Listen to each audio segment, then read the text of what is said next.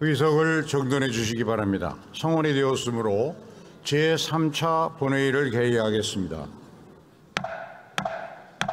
보고사항은 회의록에 게재토록 하겠습니다.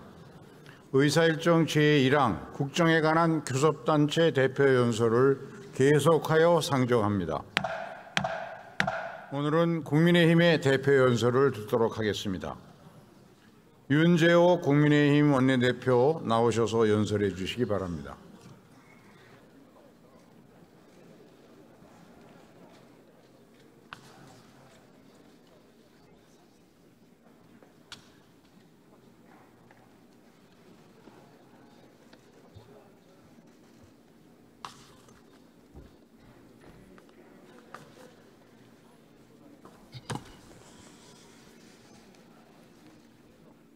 존경하는 국민 여러분, 김진표 국회의장님과 동료 의원 여러분, 한덕수 국무총리님과 국무위원 여러분, 국민의힘 원내대표 윤재옥입니다. 4년 전 21대 국회가 출범할 때 국민들의 요구는 단 한 가지였습니다. 바로 민생을 위해 일하는 국회가 되라는 것이었습니다. 외형적으로는 적지 않은 변화가 있었습니다. 국회법을 개정하여 상시국회 조항을 만들었고 역대 최다인 2만 5천 건이 넘는 법안을 발의하기도 했습니다.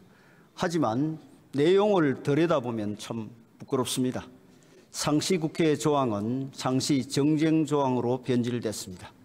법안 통과 비율은 이전 국회보다 오히려 떨어졌습니다. 서로를 손가락질하며 수시로 국회를 세웠고 국회 파행은 일상이 되어버렸습니다. 민주화 이후 가장 심각한 불통국회였습니다. 적지 않은 국회의원들이 우리가 하는 일은 정치가 아니다, 민주주의가 아니다라며 총선 불출마를 선택했습니다. 왜 이런 참담한 결과를 낳았습니까? 결국 국회가 민생과 동떨어져 있기 때문입니다. 저성장, 인구 감소, 지방 소멸, 사회 격차, 기후위기 등 4년 내내 국회가 몰두해도 해결이 어려운 과제들이 쌓여 있습니다. 하지만 이런 과제들을 핵심 화두로 토론 테이블에 올린 일은 손에 꼽을 정도로 드물었습니다. 탄핵과 특검으로 상대에게 칼을 겨누는 데 골몰했고 진흙탕 싸움을 벌이며 시간을 허비했습니다. 국회가 음모론의 생산 기지로 전락했다는 뼈아픈 질책까지 받고 있습니다. 이렇게 21대 국회가 무책임한 정쟁에 빠져 있는 동안 국제사회에선 피크 코리아의 경고음이 울리기 시작했습니다. 한국이 과거의 일본처럼 정점을 찍은 후에 잃어버린 30년과 같은 침체에 빠져들 것이라는 우울하고 두려운 전망이 나오는 것입니다. 실제로 우리는 중진국 함정을 극복해냈지만 선진국 함정이란 또 다른 위기를 맞고 있습니다. 국가 전체의 부는 늘어났지만 사회의 불공정과 모순, 타인과의 상대적 격차로 인해 국민의 행복도는 여전히 낮습니다. OECD 국가 중 최고의 자살률, 최저의 출생률은 국민의 힘든 삶이 불러온 참담한 지표입니다. 세계 각국이 보호무역주의의 장벽을 높이고 기술 패권 전쟁을 벌이는 와중에 우리는 굴뚝산업과 첨단 산업 모두에서 차츰 경쟁력을 잃고 있습니다. 2000년 이후 출생 세대가 지금의 재정지출 구조를 감당하려면 평생 소득의 40%를 세금으로 내야 한다는 연구 결과도 나왔습니다. 국가적으로 희망의 빛이 빠르게 사라지고 있는 것입니다. 결국 문제는 정치입니다. 국민과 기업의 자유를 억압하는 낡은 제도를 고치고 국가의 부가 신산업으로 향하는 투자의 줄기를 만들고 저출생 위기 해결에 국력을 모으는 일은 정치만이 할 수 있는 역할입니다. 사회 분열의 원천인 여러 격차를 해소하고 개인이 노동의 대가로 원하는 삶을 사는 환경을 만드는 일도 정치가 아니면 할 수 없습니다. 정치가 후진적이면 아무리 나라가 부강해도 그 부강함은 오래 지속될 수 없습니다. 국민의 삶도 행복에서 멀어질 수밖에 없습니다. 타는 목마름으로 민주화를 갈망했듯이 더 절박한 마음으로 국가개혁을 추진해야 합니다. 우리나라는 IMF 경제 위기 때 국가 시스템을 정비한 후 제대로 된 개혁 없이 현재에 이르렀습니다. 국가의 제도, 관행, 문화를 시대에 맞게 업그레이드해서 국민의 삶에 새로운 기반을 마련할 때가 되었습니다. 존경하는 국민 여러분, 그동안 윤석열 정부는 민생을 회복시켜야 한다는 간절함으로 국가개혁과 경제 활성화에 힘써왔습니다. 먼저 역동적 경제로 우리 산업의 체질 전환을 추진하고 있습니다. 정부 출범 이후 16,000여 건의 규제를 개선해서 101조 원의 경제 효과를 견인했습니다. 네덜란드와의 반도체 동맹은 해외에서 일제히 주목할 정도로 예상을 뛰어넘는 산업 전략의 쾌거였습니다. 고사 직전까지 갔던 원전 산업도 산업 생태계와 해외 수출 경쟁력을 빠른 속도로 회복시켰습니다. 누리호 발사 성공과 우주항공청 특별법 통과로 우주강국으로 도약할 발판을 마련했습니다. 지난 정부 때 국민들께서 가장 고통받으셨던 부동산 문제는 과도한 규제를 일제히 걷어냈습니다. 투기 과열지구와 조정 대상 지역을 대폭 해제했고 종합부동산세 부담도 확 줄였습니다. 안전진단의 완화, 분양가 상한제 합리화, 재건축 부담금 완화 등 재건축 규제의 3대 대못을 제거하고 특별법 제정으로 1기 신도시 등 노후계획 도시정비도 본격화했습니다. 국민의 복지 정진에도 소홀하지 않았습니다. 건강보험은 무임승차를 막고 부담의 형평성을 높였으며 중증장애인에 대한 국가 돌봄 체계도 강화했습니다. 취약계층 보호를 위한 생계급여를 최대폭으로 인상했고 청년 자립수당, 노인 일자리 확대 등 세대별 맞춤 지원도 확대했습니다. 사회개혁 중 노사법치주의는 현격한 진전을 이루었습니다. 노조의 깜깜이 회계 간행에 맞서 회계 공시를 관철했고 귀족노조의 고용세습과 협박 채용을 바로잡았으며 건설 현장에서는 건폭 불법 행위를 근절시켰습니다. 외교의 성과는 매우 확실합니다. 뒷걸음질 쳤던 한미동맹을 다시 공고히 만들었고 한미 확장을 유치했으며 특히 방사는 323억 불이라는 역대 최대의 수출을 이끌었습니다. 그럼에도 민생 경제의 찬바람은 여전하고 국가 개혁도 갈 길이 먼 것이 사실입니다. 국민의힘은 무거운 책임감을 느끼고 있습니다. 과감하고 본격적인 개혁을 단행해야만 저성장 국민에서 벗어나 국민들께서 체감하실 변화를 만들어낼 수 있습니다. 앞에서 말씀드린 성과들은 윤석열 정부가 입법부의 전폭적인 지원을 받는다면 대대적인 개혁을 성공시킬 능력이 있음을 증명하고 있습니다.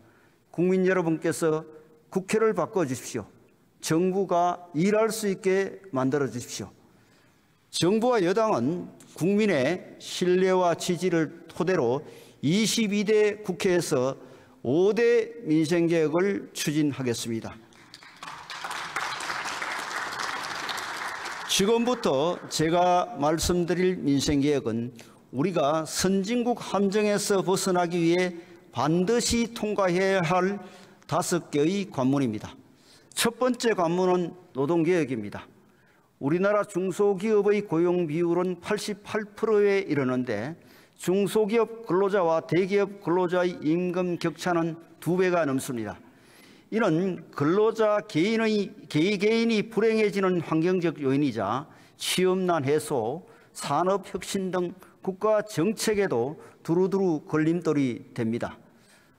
또한 일하는 시간만 많은 OECD 최저 수준의 노동 생산성, 빈번한 정치 파업 역시 국가 경쟁력을 저해하는 요인입니다.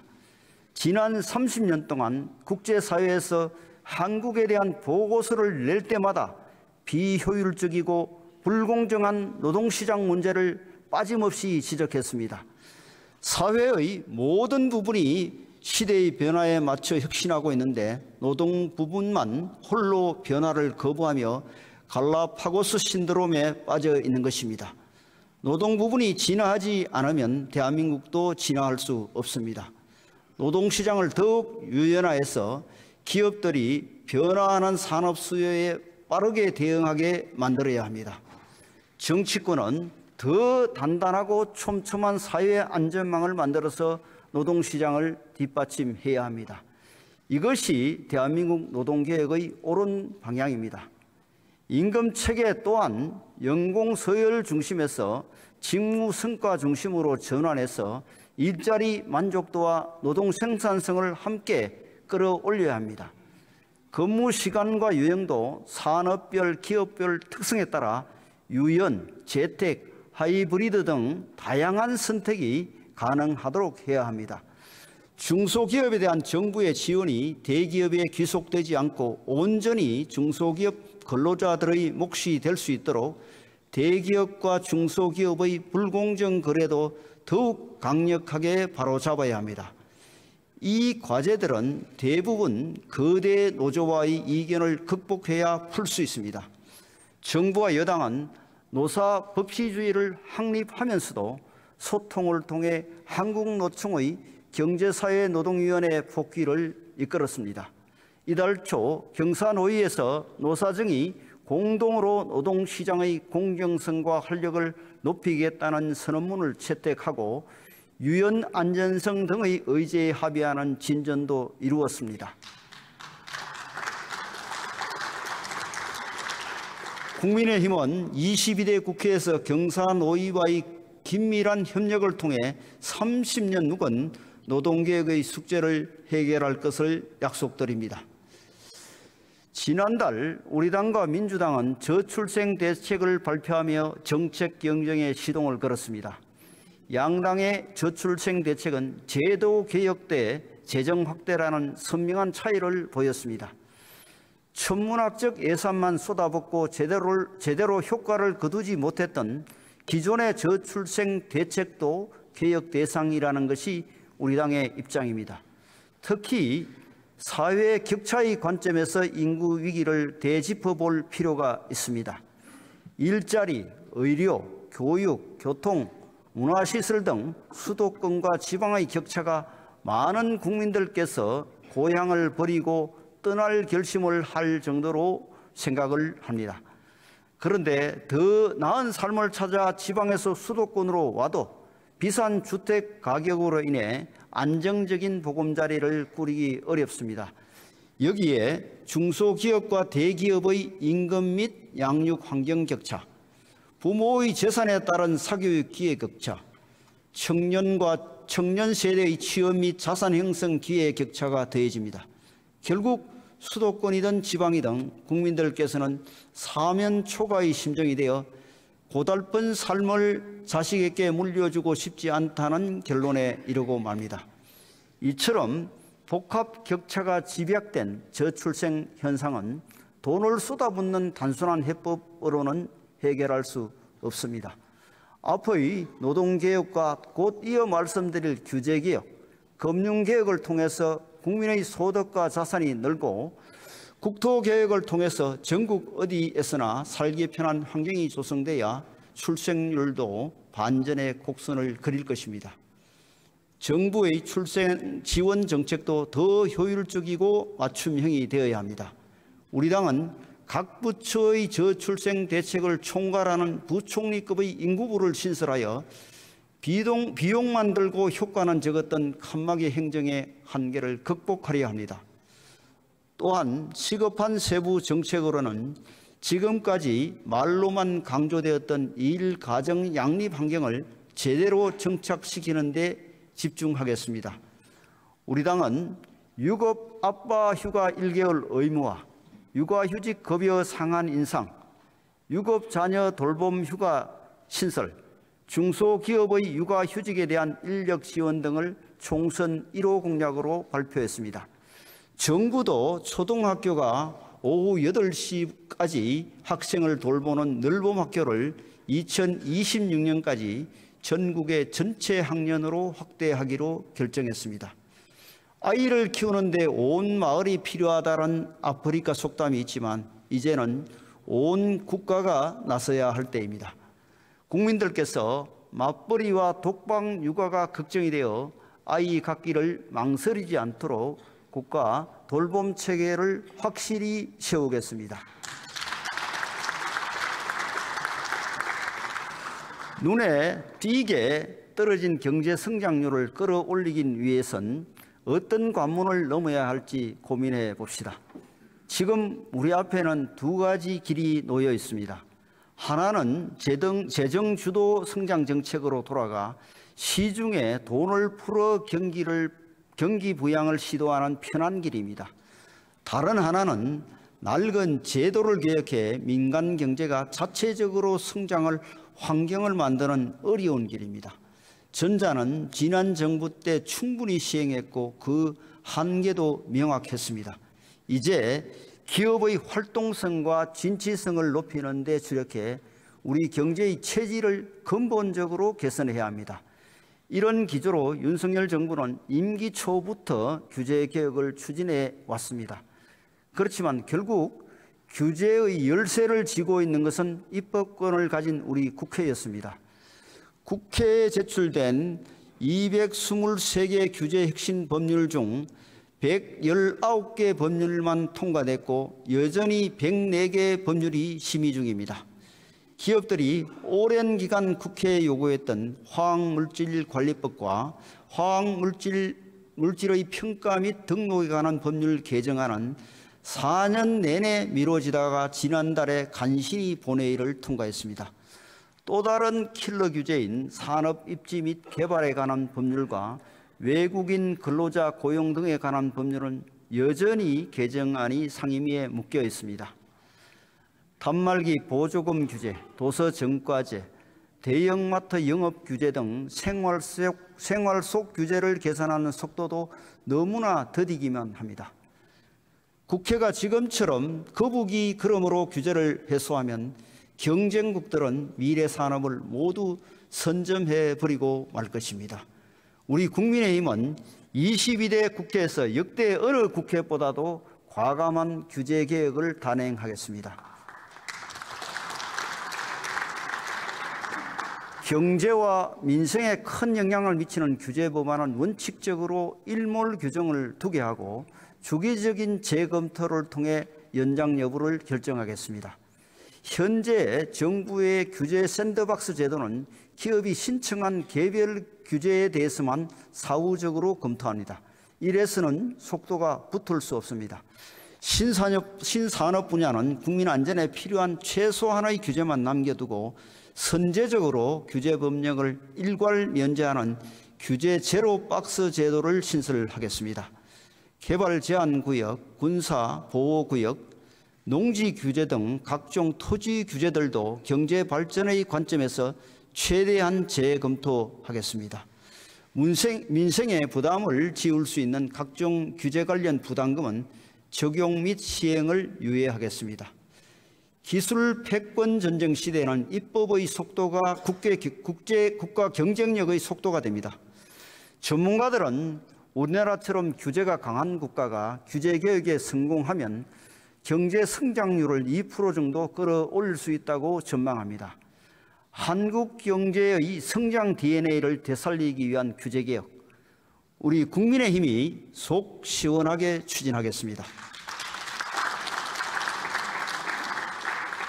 국가 정책이 정부가 그리는 그림이라면 국토는 그 그림이 그려지는 도화지입니다.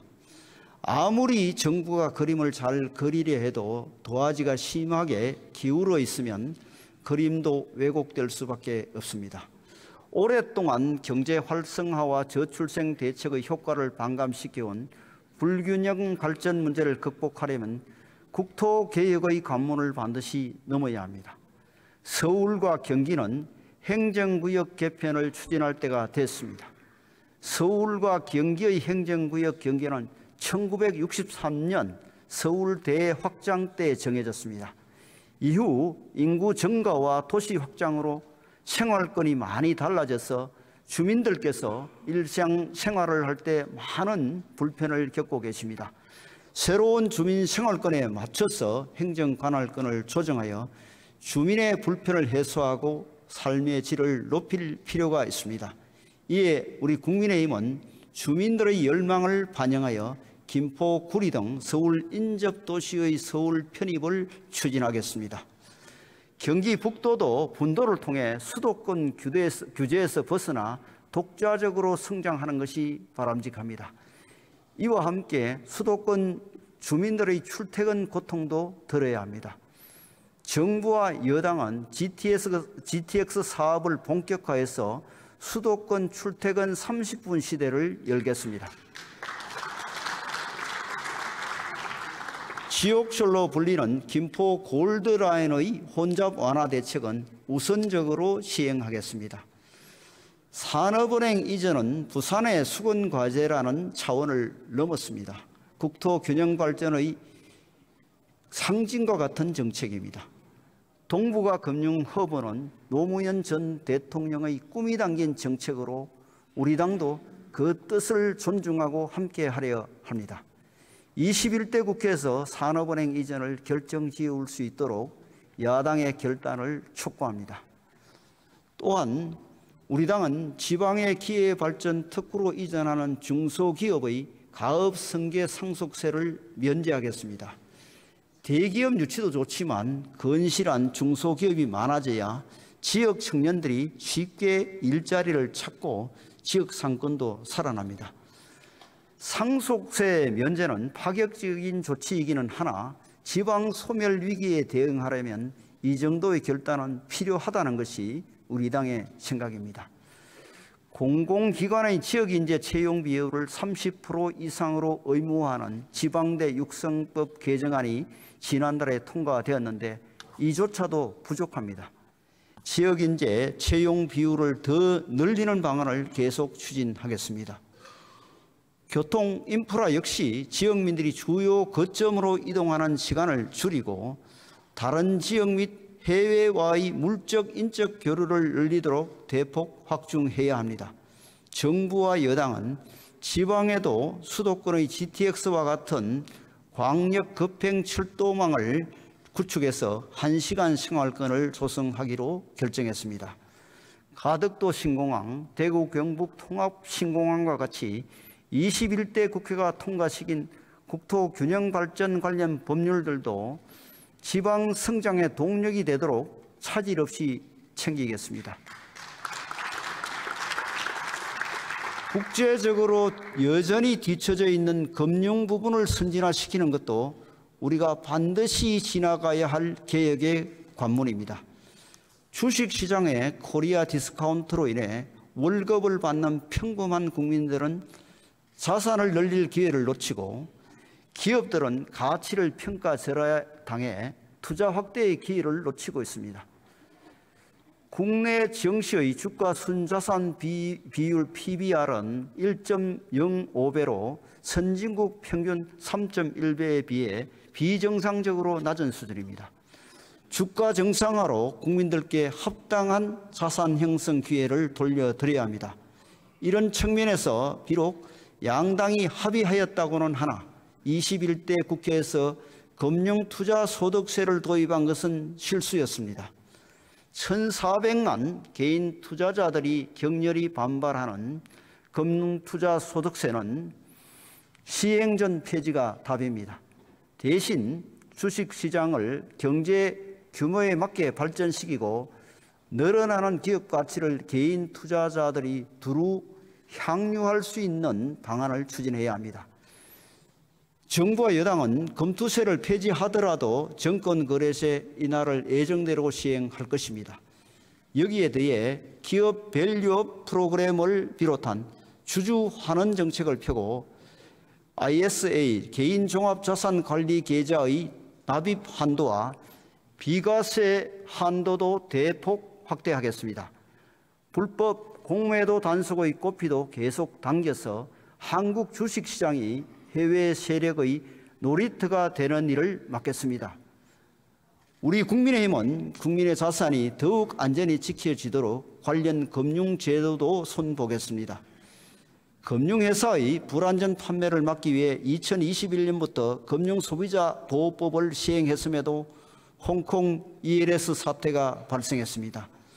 자산에 피해를 입은 국민들을 위해 금융당국은 엄격한 잣대로 신속히 조사를 마무리하고 공정한 배상이 이루어지도록 노력해 주시기 바랍니다.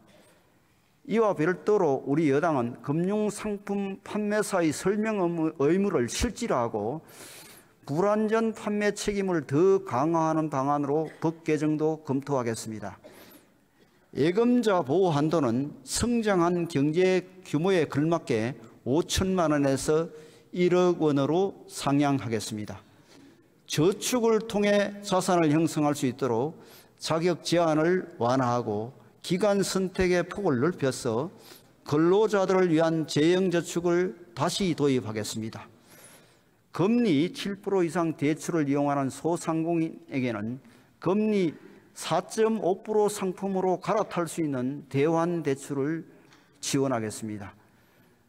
우리 국민의힘은 금융상품이 부유층의 돈놀이 수단이 아니라 중산층과 서민을 위해 놓인 기회의 사다리가 되도록 제도 전반을 개선해 나가겠습니다.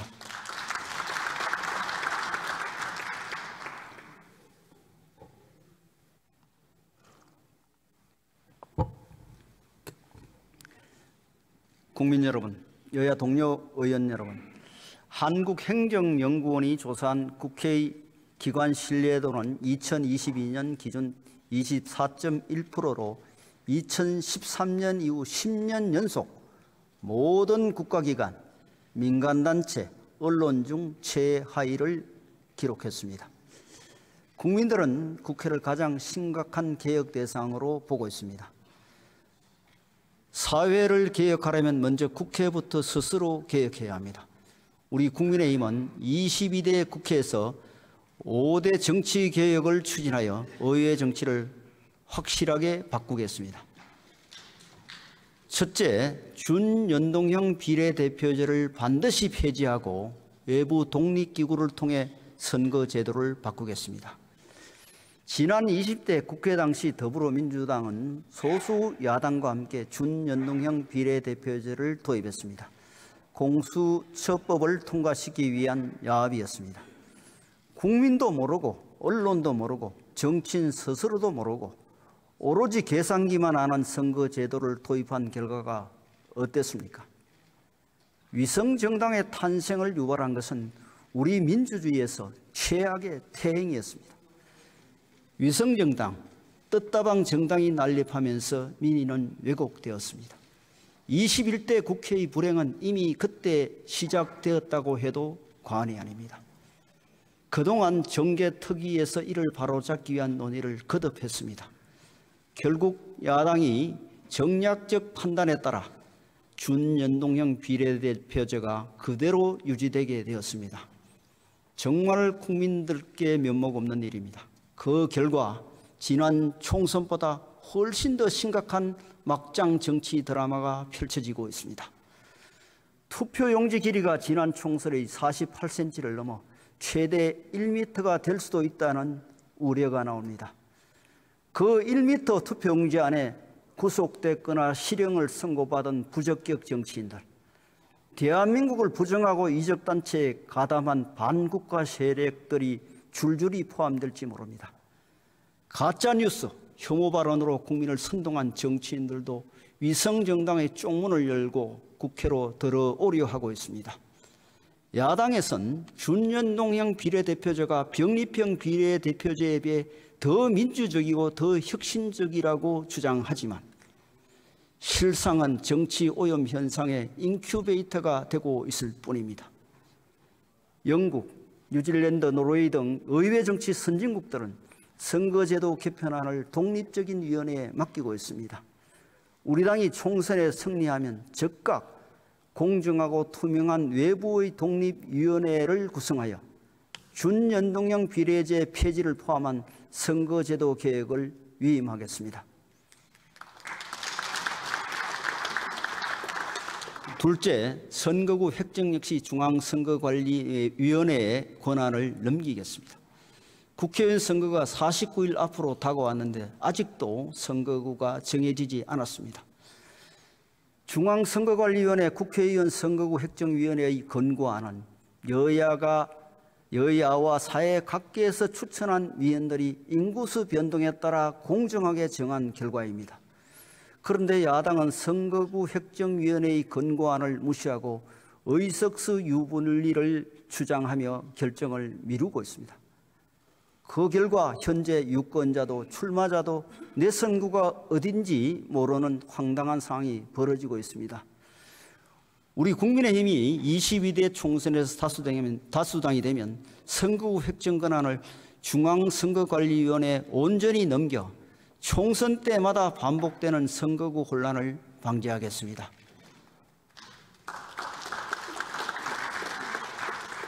셋째, 국회의원의 세비 역시 별도의 독립기구를 설치하여 국민의 결정에 맡기겠습니다. 무노동 유임금, 세비 셀프 인상은 일하지 않는 국회의 대명사입니다.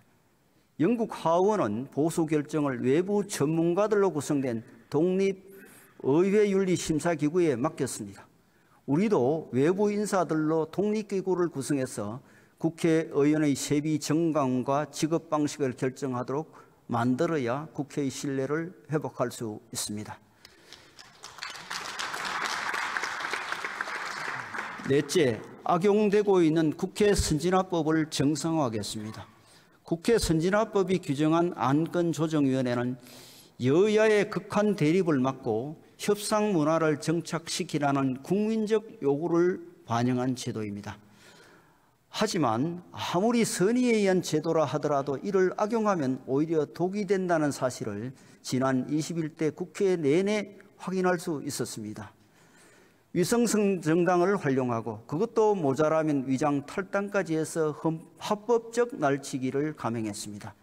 우리 당은 다수당이 되더라도 이를 답습하지 않겠습니다. 안건조정위원회의 구성 방식 변경이나 단서조항 신설 등의 법 개정을 통해 제도를 도입한 취지를 살리겠습니다. 다섯째, 입법 품질을 높이겠습니다. 국회의원들이 발의하는 법안 수는 크게 늘었지만 법안이 본회의를 통과하는 비율은 갈수록 떨어지고 있습니다. 법안 발의 숫자가 의정활동 평가의 물리적 기준이 되면서 당연히 법안 품질 관리는 뒷전이었습니다. 우리 국민의힘은 법안을 발의할 때 그 법안이 사회에 미칠 영향에 대한 보고까지 함께 제출하는 입법 영향 분석 제도를 반드시 도입하겠습니다. 뿐만 아니라 규제 법안에 대해서는 상임위마다 규제개혁 전문위원을 도입해 사전 검토를 강화하겠습니다. 국회를 통과한 규제 법안에 대해서도 사후 영향평가를 실시하여 3중의 규제 안전장치를 마련하겠습니다. 국민들께 말씀드렸던 총선 공약도 충실히 지키겠습니다. 불체포 특권 포기, 검거용 이상 확정 시 재판기간 세비 반납, 국회의원 정수 축소, 당 귀책으로 인한 재보궐선거 시 후보 무공천, 출판 기념회를 통한 정치자금 수수 금지 등은 정치 발전을 위해 꼭 필요한 일들입니다. 22대 국회에서 이 약속을 실천하고 법 개정이 필요한 사안들은 국민의 중지를 모아 추진하겠습니다. 존경하는 국민 여러분, 여야 동료 의원 여러분, 올해 우리 총선과 미국 대선이 열리기 때문에 북한이 도발 강도를 높일 것으로 분석되고 있습니다. 북한은 우리에 대해 동족관계를 부정하고 교전 상대국임을 강조하면서 미사일 발사와 서해상 포격 등 도발을 계속하고 있습니다. 급기야 NLL을 유령선이라 주장하며 한반도의 긴장을 더욱 높이고 있습니다. 국가와 국민을 지키기 위해 우리 정치권이 힘을 모아야 할 때입니다. 총선을 앞두고 북한이 도발 수위를 높이는 목적은 분명합니다. 공포 분위기를 조성하고 우리 국민들을 급박해서 4월 총선에 개입하려는 것입니다. 이에 부하내동해서는 안 됩니다. 특히 정부가 정치적 목적으로 도발을 유도한다며 터무니없는 북풍 음모론을 반복하는 것은 안보에 심각한 해를 끼치는 행위입니다. 핵을 무기로 삼은 북한의 밤하늘은 암흑에 휩싸여 있고 핵을 평화적으로 이용한 대한민국의 밤하늘은 경제 번영의 빛으로 가득합니다. 굴종의 대가로 돌아오는 위장평화라면 우리 국민 모두가 강력하게 거부할 것입니다. 진정한 한반도 평화를 이루는 길은 한미동맹에 기반을 둔 튼튼한 안보에서 출발합니다. 북한의 핵과 미사일에 대한 확고한 억제 능력을 갖추고 국제사회와 함께 북한을 압박할 때 북한 정권도 변화와 개방의 길로 나설 수밖에 없을 것입니다. 더 이상 안보를 놓고 여야가 정쟁을 벌이는 일은 없어야 합니다. 이를 위해 우리 국민의힘은 주요 군사적 위협에 공동 대응하기 위한 여야정 안보협의체 구성을 제안합니다. 여야 동료 의원 여러분, 선거운동 기간에도 국민의 삶은 변함없이 이어집니다. 정치적 이익 때문에 국민의 이익이 뒤로 밀려서는 안 됩니다. 저는 21대 국회가 남은 임기 동안에 민생을 충실히 챙기도록 다음의 현안에 대한 대승적인 합의를 제안드립니다. 첫째, 50인 미만 사업장 중대재해처벌법 시행 유예 재협상을 민주당에게 간곡히 요청드립니다. 생업에 쫓기는 영세 기업인들과 소상공인들께서는 중대재해처벌법의 내용을 제대로 살필 겨를조차 없습니다. 감옥에 갈 위험을 안고 사업을 하니 차라리 폐업을 하겠다는 분들도 적지 않습니다. 며칠 전에도 5천여 명의 중소기업인들이 광주에 모여 중대재해처벌법 유예를 간절히 외쳤습니다. 그 호소를 우리 국회가 더 이상 외면해서는 안 됩니다. 만약 민주당이 끝내 재협상을 거부한다면 우리 국민의힘이 총선에 승리한 후 단독으로라도 중대재해처벌법을 반드시 개정하겠습니다.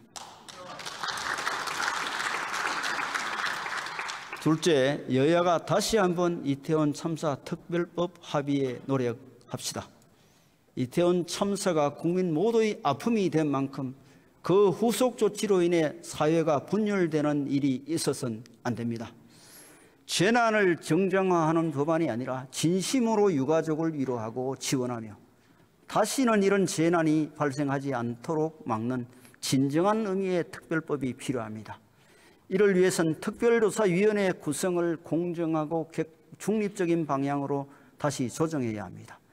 이와 함께 유가족의 슬픔을 국민적 추모 사업으로 이어나가고 유가족들께 충분한 보상을 드리는 데 초점을 맞춰 특별법을 수정할 것을 민주당에 제안드립니다. 셋째, 수출입은행법 개정안 이번 국회에서 반드시 통과시킵시다. 당장 우리 국회에 30조 원 상당의 폴란드 방산 수출이 걸려 있습니다. 수출입은행법을 21대 국회에 처리하지 못하면 수출 규모가 현저히 줄어들게 되고 고스란히 국민의 손실로 이어질 것입니다. 넷째, 고준위 방사성 폐기물 관리 특별법을 제정합시다. 탈원전, 친원전 논쟁과 무관하게 이미 발생한 사용 후 핵연료를 안전하게 처분해야 합니다. 원자력 발전의 혜택을 누리는 현 세대가 미래 세대에 방사성 폐기물 관리의 책임을 전가해서는 안 됩니다. AI 시대를 맞아 급증하는 전력 수요에 대비하기 위해서도 여야는 독일과 프랑스의 대조적 경험을 거울 삼아야 합니다. 무엇보다 사용 후 핵연료를 임시 보관하는 원전 지역에서 수십 년간 불안을 감수하며 살고 계신 주민들의 호소를 이제 국회가 해결해 드려야 합니다. 지난달 더불어민주당 대표와 국민의힘 국회의원이 불의의 피습을 당했습니다. 이 두 사건은 정치인의 언어가 상대 정당을 때리는 무기가 되고 그 무기를 국민중 누군가가 건네받아 물리적 폭력을 행사하는 정오의 악순환을 보여줍니다. 피습 사실을 알려는 외신들이 한국 정치가 깊은 양극화로 분열된 상태라고 소개할 정도로 우리 정치 문화의 퇴행은 심각한 수준입니다. 우리 국회가 정오의 정치를 끝내지 않는 한 이런 불행한 사건은 계속해서 반복될 가능성이 큽니다. 정오의 악순환이 정상적인 정치를 완전히 파기하기 전에 정치권은 서둘러 자정해야 합니다. 22대 국회에서 여야는 머리를 맞대고 정치 문화를 혁신할 방안을 찾아 실천에 옮깁시다. 대화와 타협의 미덕을 되살리고 상대를 악마화하는 언어 폭력은 국회 밖으로 몰아냅시다. 상대 정당을 응징과 청산의 대상이 아니라 대화와 설득의 대상으로 바라보는 문화를 만듭시다. 22대 국회에서 정치 문화 혁신을 통해 의회 정치인을 복원할 것을 동료 의원 여러분과 모든 정치인들께 호소합니다.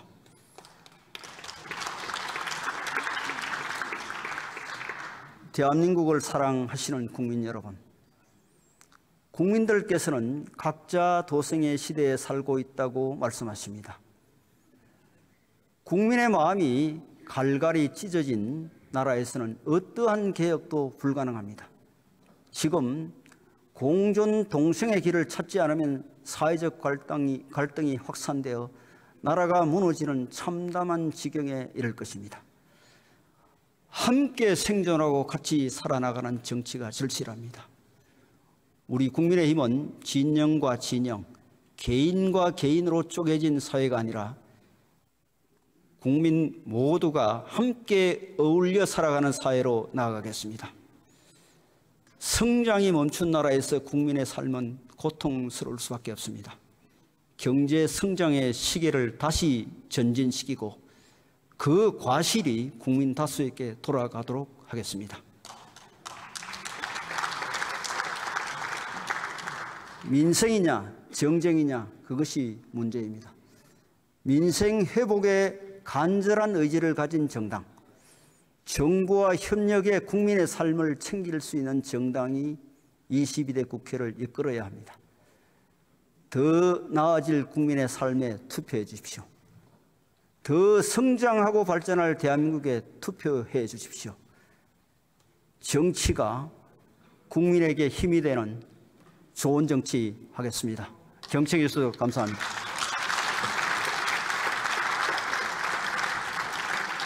윤재욱 원내대표 수고하셨습니다. 오늘 회의는 이것으로 마치겠습니다. 산회를 선포합니다.